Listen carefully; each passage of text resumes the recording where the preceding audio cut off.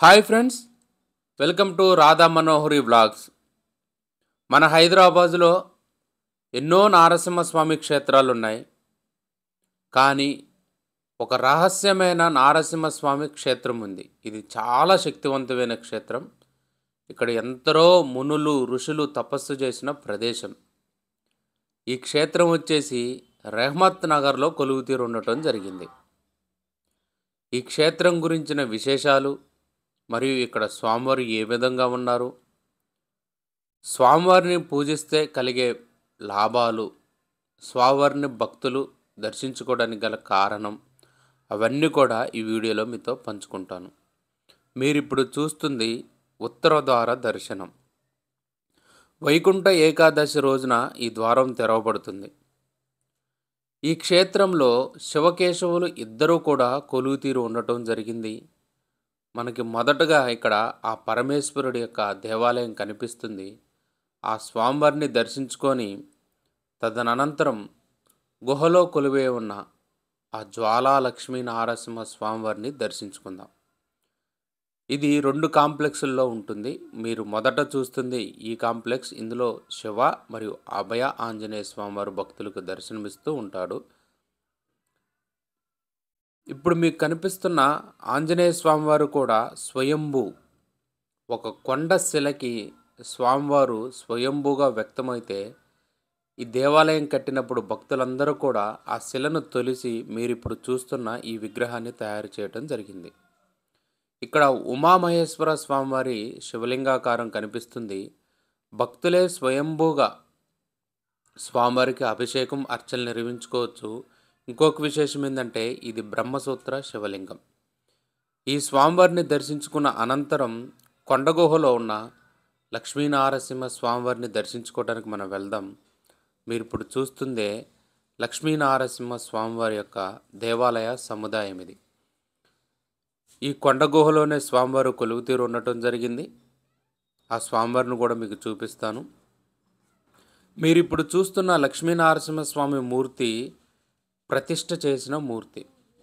స్వామివారి గుహలో చాలామంది ప్రయాణించి అక్కడ వెసులుబాటు లేదు పూజ చేసుకోవడానికి. అందుకోసమే భక్తుల సౌకర్యార్థం ఇక్కడ ఈ స్వామివారిని ప్రతిష్ఠ చేయటం జరిగింది. ఒక కొండ గుహలో ఉన్న స్వామివారిని చూపిస్తాను. ఈ మెట్ల మార్గం గుండానే మనం ఆ కొండ గుహలోకి వెళ్ళి స్వయంభూగా కొలువు తీరున్న ఆ లక్ష్మీనారసింహ స్వామివారిని దర్శించుకుంటారు భక్తులు. ఒకసారి 2 భక్తులు మాత్రమే ప్రశాంతంగా కూర్చొని స్వామివారిని దర్శించుకునే వెసులుబాటు ఉంటుంది. ఇంకొక విశేషం ఏంటంటే పాము పడగ లాంటి కొండ గుహలో స్వామివారి కొలువు తీరు ఉండటం జరిగింది. ఇది ఉత్తర వైకుంఠ ద్వార దర్శనం. ఇది ఉత్తర ద్వార దర్శనం. ఇందాక మీకు వీడియో మొదట చూపించాను కదా, స్వామివారిని దర్శించుకొని వైకుంఠ ఏకాదశి రోజున అలా వెళ్తారు బయటికి భక్తులు. చూడండి ఫ్రెండ్స్, ఒక నాగుపాము పడగ కింద స్వామివారు కొలువై ఉన్నాడా అనే విధంగా మనకి గుహ కనిపిస్తుంది. ఇక్కడున్న స్వామివారు చాలా మహిమాన్వితమైన స్వామి. ఈ స్వామివారిని పూజించటం వల్ల సంతానం వెంటనే కలుగుతుంది. పెళ్ళిళ్ళు కాని వాళ్ళైతే ఈ స్వామివారిని దర్శించుకున్న వెంటనే వివాహాలు కూడా అవుతూ ఉంటాయంట. ఇక్కడ స్వామివారు తిరునామం శంకుచక్రాలతో భక్తులకు దర్శనం ఇవ్వటం జరుగుతుంది. ఈ గుహలో చాలా పాజిటివ్ ఎనర్జీ కనిపిస్తుంది. ఎందుకంటే కొన్ని వేల సంవత్సరాల నుంచి ఇక్కడ స్వామివారు స్వయంభూగా వెలవటం జరిగిందంట. తెలంగాణ తిరుపతిగా పేరుగాంచిన యాదాద్రిలో స్వామివారి కంటే ముందే ఇక్కడ ఈ స్వామివారు స్వయంభూగా కొలువుతీరి భక్తుల చేత పూజలు అందుకోవటం జరిగింది. ఇంకొక విశేషం ఏంటంటే ఎందరో మునులు ఋషులు ఈ గుహలో తపస్సు చేసిన ఆనవాళ్ళు కూడా భక్తులు గుర్తించడం జరిగింది. ఎప్పుడు కూడా స్వామివారు ఆర్తజన రక్షకుడు, ఆపద్బాంధవుడు, అనాథ రక్షకుడు. శ్రీమన్నారాయణుడి శరణవేరిన ఏ భక్తుడైనా సరే అన్ని కష్టాల నుంచి బయటపడతారు. ఈ లక్ష్మీనారసింహ స్వామివారిని దర్శించుకోవటం వల్ల భూత ప్రేత పిశాచ బాధల నుంచి కూడా భక్తులు బయటపడటం జరుగుతుంది. స్వామివారి పాదుకలివి. ఈ గుహలో మునులు ఋషులు తపస్సు చేసుకున్న ఆనవాళ్ళు ఉన్నాయి. చూడండి ఫ్రెండ్స్, ఎటువంటి విద్యుత్ దీపాలు లేకుండా ఓన్లీ తైల దీపంతోనే స్వామివారు భక్తులకు దర్శనమిస్తాడు.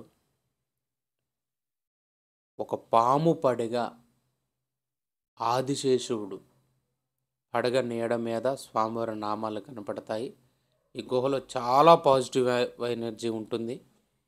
ఈ గుహలో ధ్యానం చేసుకోవడానికైతే ఎంత అద్భుతంగా ధ్యానం కుదురుతుందంటే అంత అద్భుతంగా ధ్యానం కుదురుతుంది. ఎందుకంటే నేను ధ్యానం చేశాను కాబట్టే చెప్తున్నాను. ఈ గుహలో ధ్యానం చేసుకోవడానికి కూడా మనకి సమయం ఉంటుంది.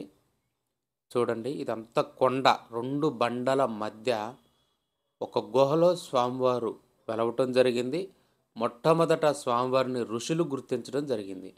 70 సంవత్సరాల క్రితం ఇక్కడ స్వామివారు నేను కొలువే ఉన్నానని ఈ చుట్టుపక్కల నివసిస్తున్న ప్రజల కళ్ళల్లోకి వెళ్ళి స్వామివారు చెప్పడం జరిగింది. ఒకప్పుడు ఇదంతా కూడా ఒక క్వారీలాగా ఉండేదంట. ఈ కొండ గుహలను తొలిచి రాళ్ళగా మలిచి వాటిని ఇంటి నిర్మాణానికి వాడేవాళ్ళంట.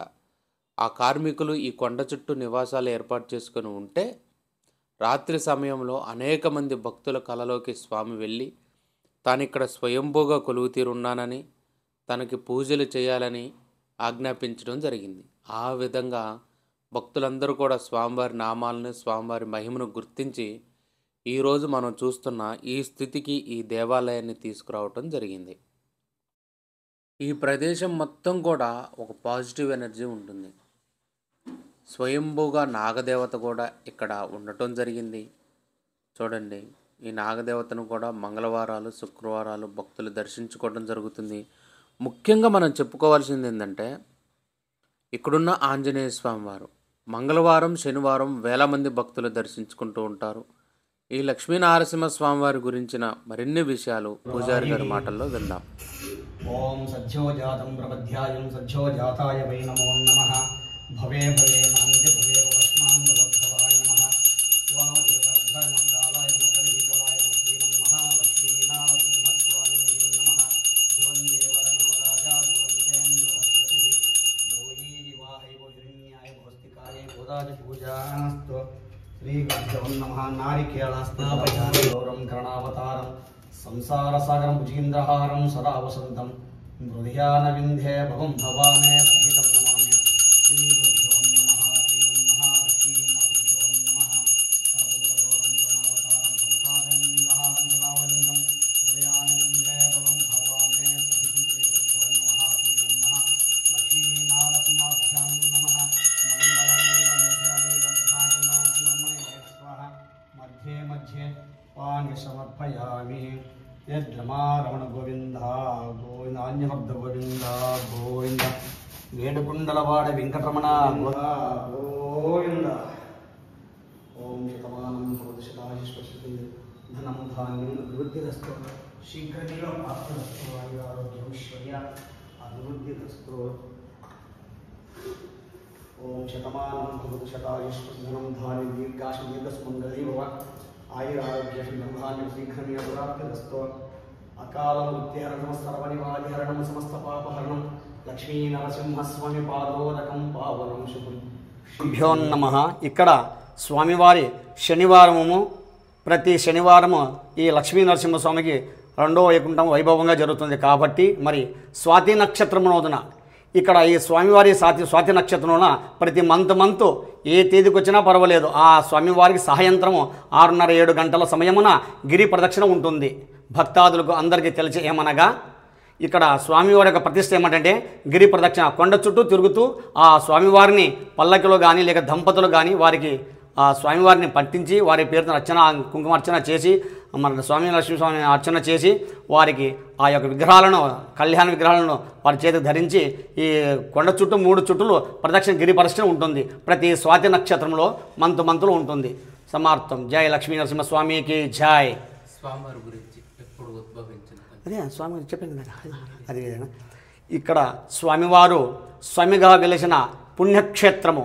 ఈ పుణ్యక్షేత్రము దాదాపు కొన్ని వేల సంవత్సరాల నాటి నుండి వెలిసి ఉన్నది. ఇక్కడ వెలిసి ఉన్నా కానీ ఇక్కడ ఎవరికి అంతగా అనుభవం లేదు, తెలియదు. కాబట్టి ఇప్పుడిప్పుడు ఇక్కడ ఈ లక్ష్మీ నరసింహస్వామి వారి కలలోకి పోయి ఇక్కడ స్వామి వెలిసి ఉన్నారని చెప్పిన విషయము జరుగుతుంది. కానీ నమ్మిన వారికి నమ్మినంత సొమ్మయి ఉంటున్నాడు ఈ స్వయంభూ లక్ష్మీ నరసింహస్వామి. సంతానం లేని వారికి సంతానం కలుగుతుంది, పెళ్లి లేని వారికి పెళ్లి కలుగుతుంది, మరి ఉద్యోగం లేని వాళ్ళకు కూడా ఉద్యోగము కలుగుతుంది. మరి ఆరోగ్యం పరిపాలనగా లేకున్న వారు కూడా ఈ స్వామివారిని నమ్ముకొని ఆ స్వామివారి ప్రదక్షిణ చేసి ఆ స్వామివారి కొబ్బరికాయ కొట్టి నమస్కారం చేస్తే మన మనసు అనేది చాలా హృదయగా పూర్వగా ఉంటుంది. జై లక్ష్మీ నరసింహస్వామికి జై. నెక్స్ట్ ఇంకొక మంచి దేవాలయం వీడియోతో మీ ముందుకు వస్తాను. నా ఛానల్ని సబ్స్క్రైబ్ చేసి మీరందరూ కూడా నాకు సపోర్ట్ చేయాలని ఆశిస్తున్నాను. Bye friends.